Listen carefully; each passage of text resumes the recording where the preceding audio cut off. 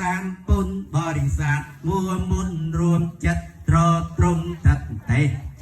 ការអភិបាលដោយសង្ឃព្រមព្រៀងស្មោះត្រង់ចិនចង់សេខាសូមមនុស្សទេវតាម្ដងជំរាបជួអូនហើយកំពុងសួងផងណា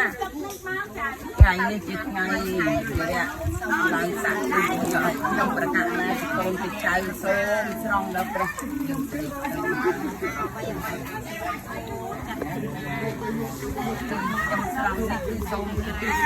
អរហង្គជីខ្ញុំបងគុំបានទាព្រះភគវីព្រះទុអៃត្លាព្រមអនព្រះពុទ្ធរីជាមសូមឲ្យសំសានបដិបានតាមសាសនាបបល្អមាសាមពុនបរិស័ទមួមុនរួមចិត្តត្រត្រង់តតេការអភិបាលដោយសង្ឃព្រមព្រៀងស្មោះត្រង់ចិនចង់សេខាសូមមនុស្សទេវតាមានការគោរពទាំងថ្ងៃទាំងយប់ក្នុងព្រះសាសនាសូមបានសម្រេចដោយក្តីប្រាថ្នាអង្គនៅតណ្ហា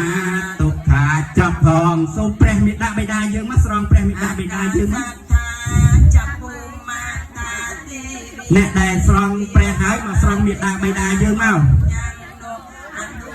បន្តទៀតទៅគឺស្រង់ព្រះហើយស្រង់មេត្តាបិតា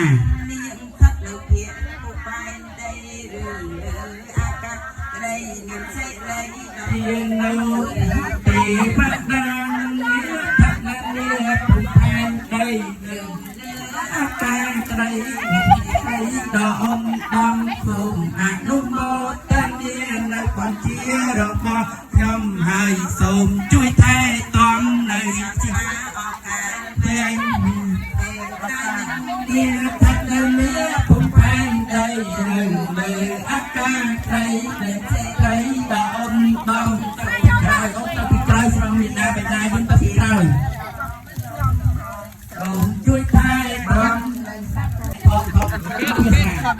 គេលេខអត់មានផែនអត់តំសញ្ញាមានសញ្ញាមនុស្សទេវតាឬអិនព្រំសត្វអើយធំព្រមទាំងសត្វអត់សញ្ញាចូលបានចំណែកបុណ្យតែជាគុណដ៏ថ្លៃថ្លាយើងខ្ញុំបានរចនាចាត់ចែងការកុសលនឹងម្យ៉ាងទៀតតែឯនឹងបានដឹងតែទៅប្រឹងឲ្យដំណឹងកាងីថាវរៈជននៅឯនងស្រីឬប្រុសបានជ្រែកថ្លាក៏សាសពេញគេរីចាវត្តសូជាផ្លូវឆើតឆាយហើយគេឧទ្ទិសផលឲ្យបានដល់អ្នកទាំងចុះចិនស្រងស្រ័យបន្ទុំកាយទទួលយកសត្វលោកបានរស់បកឲ្យបានបរិភោគនៅអាហារ